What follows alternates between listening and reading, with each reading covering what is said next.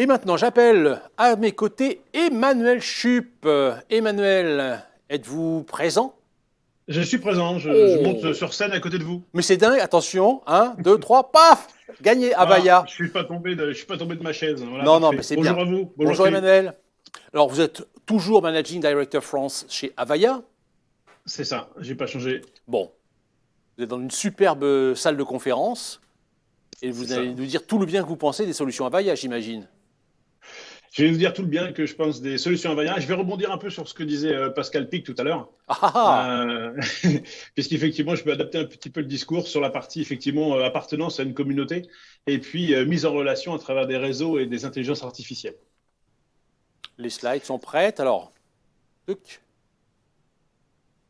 Voilà, donc juste pour le premier slide, vous m'avez présenté, donc moi je vais vous parler d'enrichir le poste de travail. Donc si on passe sur le slide d'après, Alors, moi, qui est mon j'avais une slide, question ouais, qui me brûle les lèvres. Parce que d'habitude, je pose la question à la fin, mais là, j'ai envie de la poser au début, c'est comme ça. allons-y, Alors, les allons-y. espaces de travail évoluent rapidement. Et comment l'expérience utilisateur peut-elle être un facteur de succès pour réussir cette transformation? Effectivement. Alors si on passe sur le slide d'après, on parlait tout à l'heure effectivement de poste de travail et d'expérience utilisateur. Si je rebondis un petit peu sur ce que disait Pascal Pix tout à l'heure, effectivement, la complexité aujourd'hui, c'est d'essayer effectivement d'allier les réunions physiques et les réunions virtuelles, tout en essayant de minimiser l'impact et de réduire la complexité que peut avoir effectivement la situation du Covid aujourd'hui. On voyait une tendance de fond sur les 2 dernières années sur la cloudification et sur l'émergence des services cloud.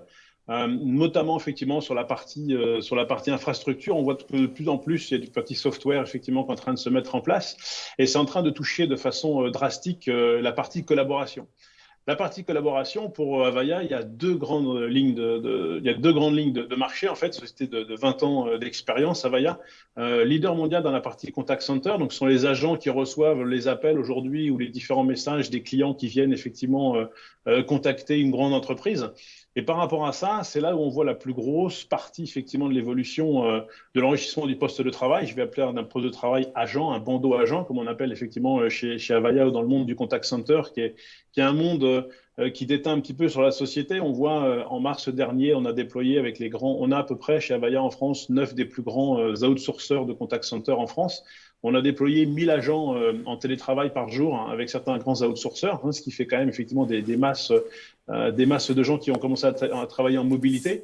Et ce qu'on dit tout à l'heure, effectivement, on a deux phénomènes qui ont été les points bloquants. Le premier, ça a été le fait de retrouver la même expérience utilisateur quand on est à l'intérieur d'un bâtiment et quand on est à l'extérieur d'un bâtiment. Hein, quand on est chez soi, il faut qu'on retrouve les mêmes types de repères et qu'on appartienne à la même communauté. C'est-à-dire qu'en fait, c'est un peu ce que disait tout à l'heure le conférencier Pascal Pic. On a besoin d'appartenir à une communauté, on a besoin d'être lié avec les mêmes types d'environnement et les mêmes types d'expérience client et l'utilisateur.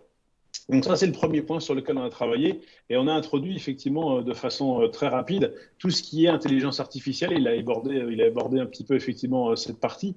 C'est dans les contact centers, on a mis en place effectivement des moteurs d'intelligence artificielle qui reconnaît les appels entrants, qui reconnaît effectivement les personnes qui viennent se contacter, qui peut reconnaître votre visage, qui peut reconnaître si vous avez une caméra, qui peut reconnaître le ton de votre voix pour vous orienter vers le meilleur interlocuteur chez vous. C'est-à-dire qu'en fait, cette espèce de dématérialisation qu'on peut observer aujourd'hui, cette espèce de effectivement lien des différents pays, des différentes cultures, on l'a intégré dans nos solutions avec trois grands axes. Le premier, effectivement, c'est s'intégrer dans les besoins bureautiques. Donc, c'est faire en sorte que l'ensemble de la bureautique, l'ensemble du poste de travail que vous avez aujourd'hui, on puisse le lier de façon drastique avec la partie collaboration.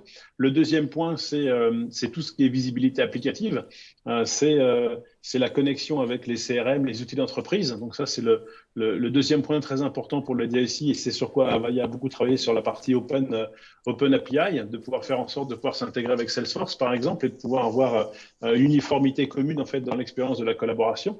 On voit ici qu'on a la même expérience si on est en collaboration à l'intérieur de la société ou à l'extérieur de la société en remote.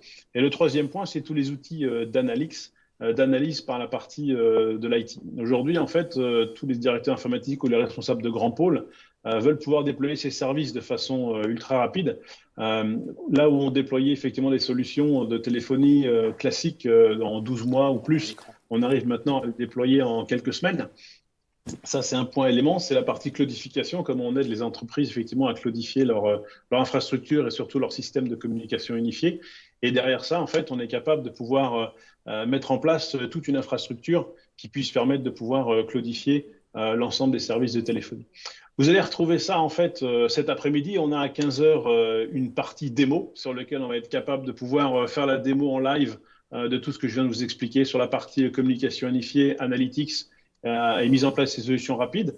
Demain, demain matin et demain après-midi, on a aussi 2 cas clients sur la partie contact center et puis comment on met en place effectivement toutes les solutions pour pouvoir accueillir l'ensemble du personnel et du public, que ce soit effectivement n'importe où on se trouve dans la planète. Voilà.